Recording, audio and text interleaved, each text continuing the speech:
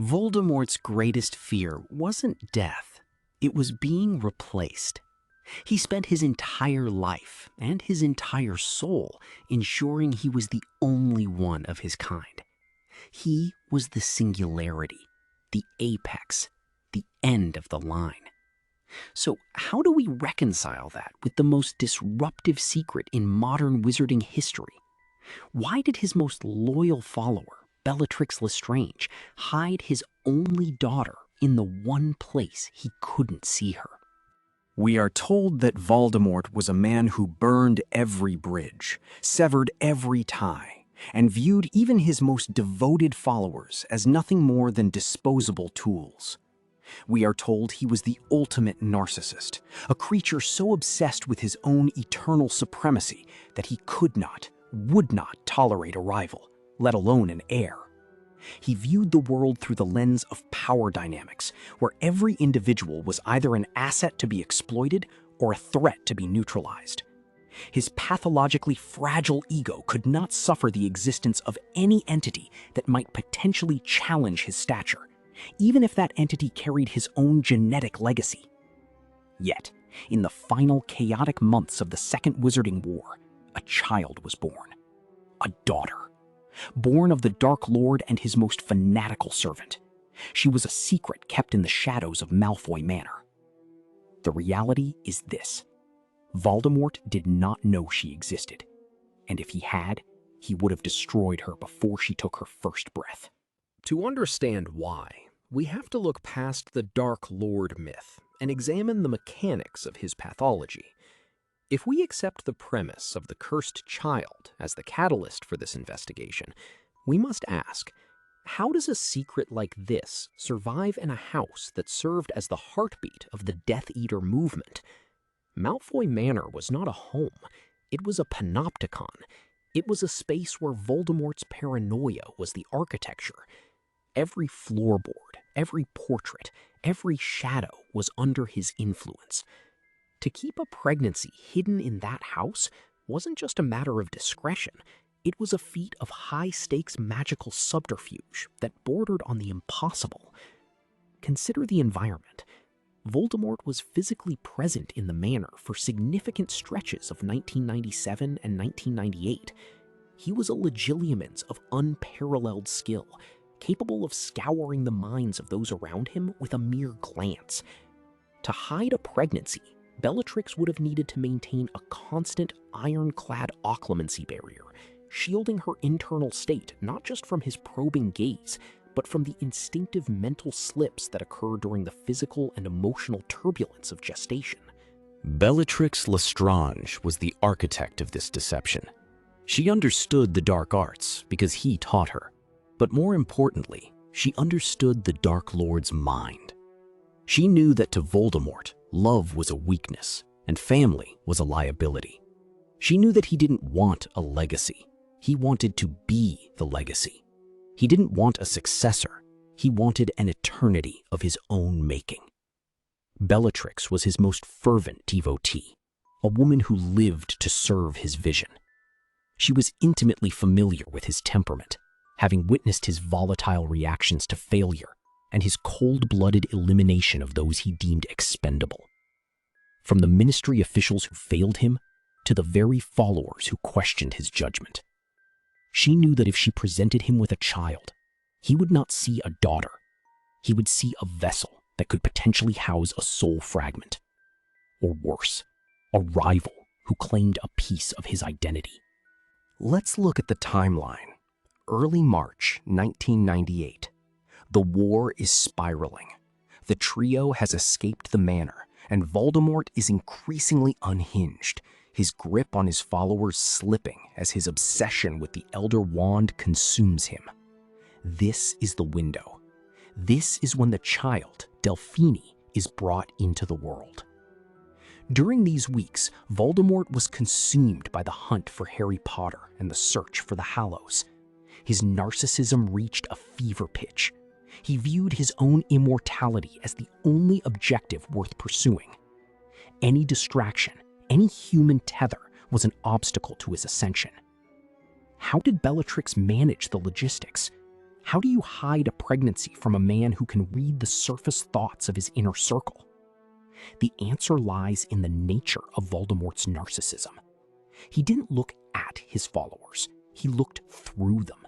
He saw them as extensions of his own will. He never suspected Bellatrix of keeping a secret because he never believed she was capable of having a secret from him.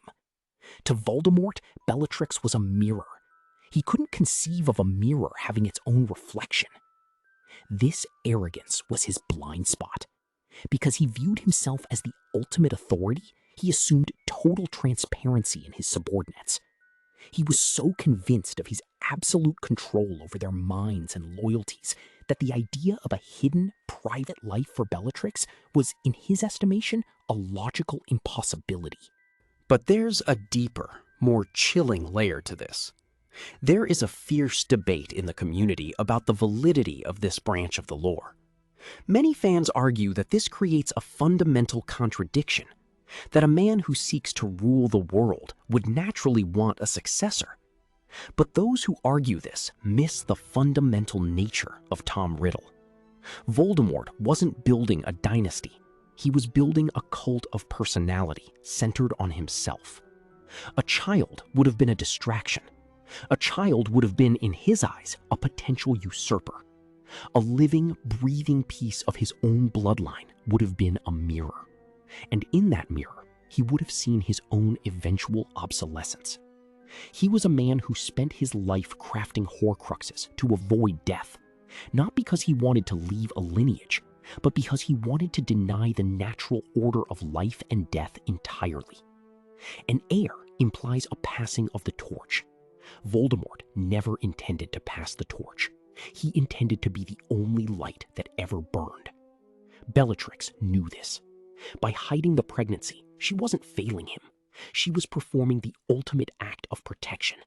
She was guarding the Dark Lord from the one threat he could never defeat, his own replacement. She understood that for the Dark Lord, the only thing more dangerous than a prophecy was a successor. Silence wasn't just a choice, it was a survival strategy. It was a testament to her fanatical devotion that she would suffer the secrecy of this burden, knowing she was carrying the one thing that would have triggered his lethal rage. An heir implies a passing of the torch. Voldemort never intended to pass the torch. He intended to be the only light that ever burned. Bellatrix knew this. By hiding the pregnancy, she wasn't failing him. She was performing the ultimate act of protection. She was guarding the Dark Lord from the one threat he could never defeat, his own replacement. She understood that for the Dark Lord, the only thing more dangerous than a prophecy was a successor. Silence wasn't just a choice, it was a survival strategy.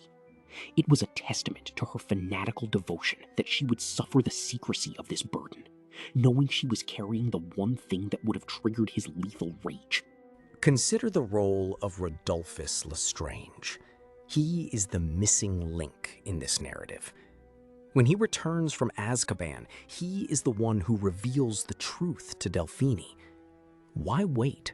Why keep the secret for so long? The history of the Lestrange family post-1998 is one of utter collapse.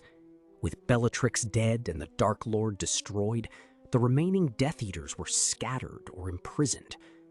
Rodolphus, likely discarded or forgotten in the chaos, became the silent keeper of this forbidden knowledge. The answer is found in the wreckage of the war.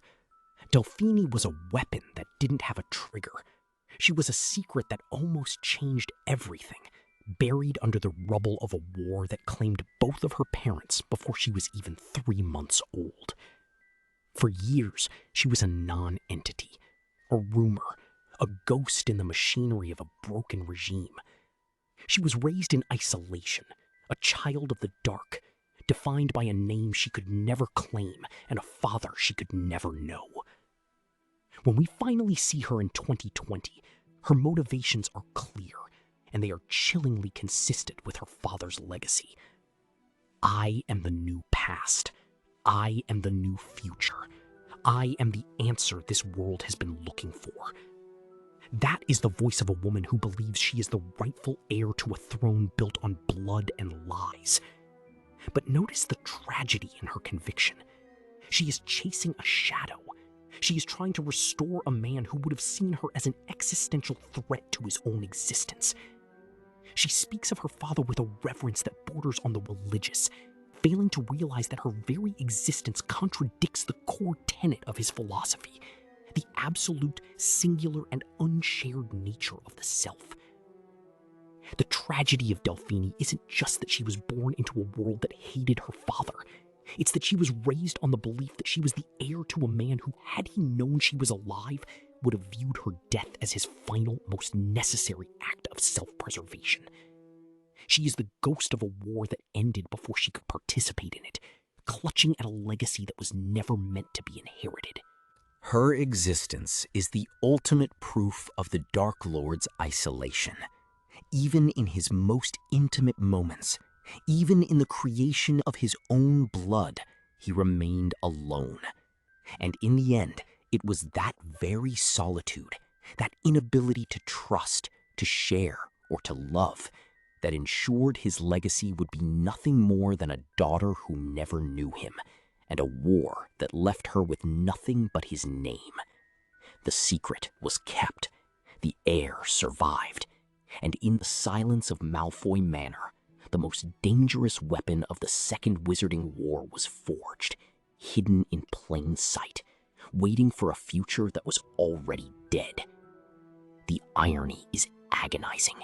The only person who could have carried on the Dark Lord's bloodline was the one person he would have been most eager to destroy. She was a weapon designed to restore a master who would have broken her the moment he saw her face. She was the final, tragic irony of the Death Eater cause. A daughter sacrificed to the memory of a man who would have never allowed her to exist. Bellatrix, in her twisted genius, created a paradox. A child who lived only because she remained hidden from the very man who sired her. The Malfoy Manor walls kept the secret well, but they couldn't protect the child from the truth of her father's heart.